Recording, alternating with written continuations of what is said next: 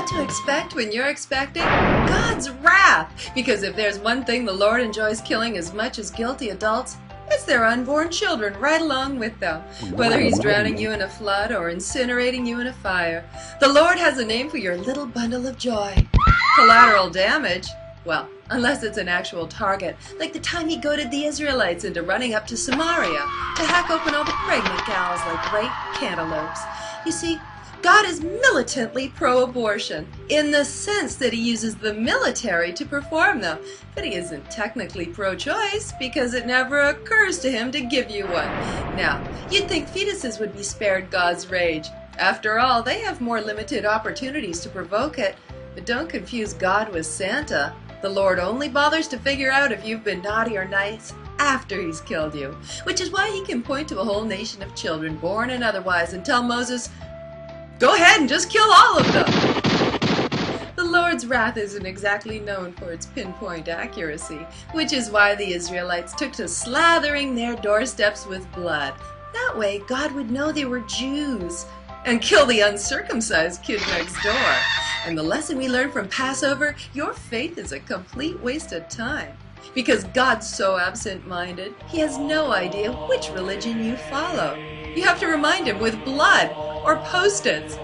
Fun fact, God assigns monetary value to all humans, and guess what? If you have a vagina, you're half price, and if someone pops out of that vagina, they're absolutely worthless for a whole month. To God, life starts at 1 month, not after conception, after you're born. And this glib disregard for fetuses is why abortion is no big deal in the Bible. God even shares His recipe for a magic potion to perform an involuntary one.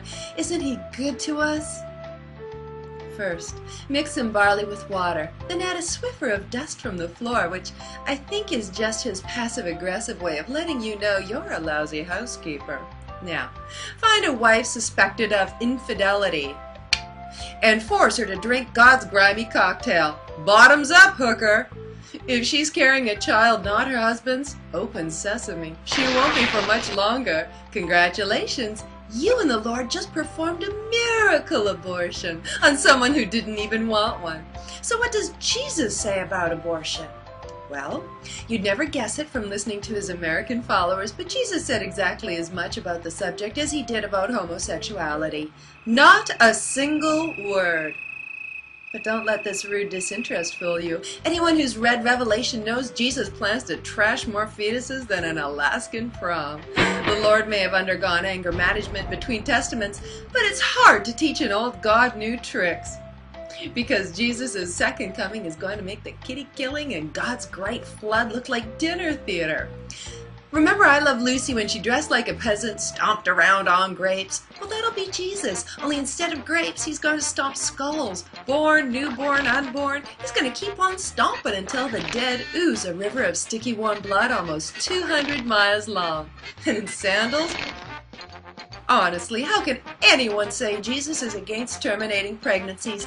He ends almost 40% of them with a miscarriage. Sometimes He sneaks into the mom's house and gives her one while she's sleeping.